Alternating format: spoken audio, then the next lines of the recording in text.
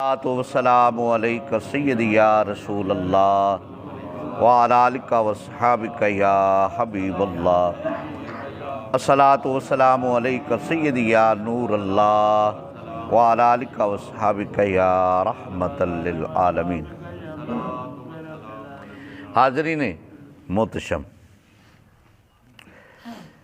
ہر ایک کا قبلہ ہوتا ہے۔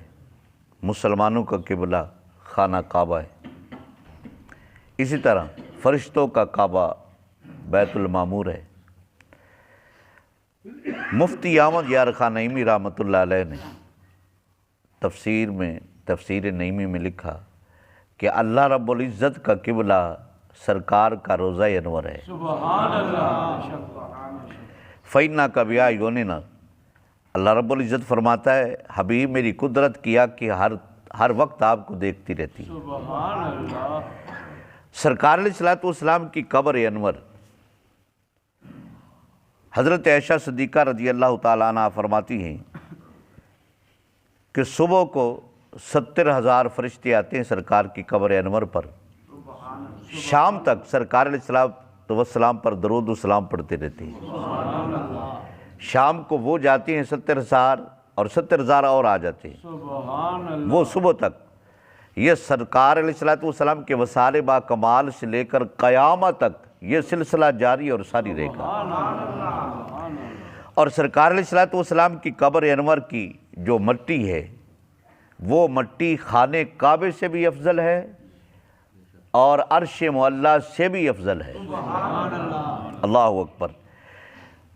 سرکار علیہ السلام نے فرمایا من زارا قبری وجبت لہو شفاعتی، جس نے میری قبر انور کی زیارت کی اس پر میری شفاعت واجب ہوگی۔ سبحان اللہ۔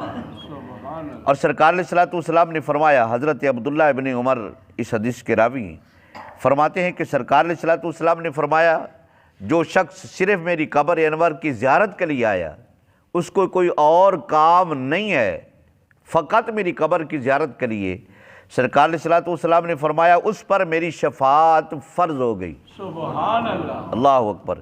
اور سرکار علیہ السلام نے فرمایا جس نے میری قبر انور کی زیارت کی گویا اس نے میری زندگی میں زیارت کی ہے۔ سبحان اللہ۔ اللہ اکبر، اللہ اکبر۔ اللہ رب العزت سرکار علیہ السلام کے گنبد خضرا کی تمام مسلمانوں کو حاضری نصیب فرمائے۔ اللہ اکبر۔ وآخر دعوانا الحمدللہ رب العالمین۔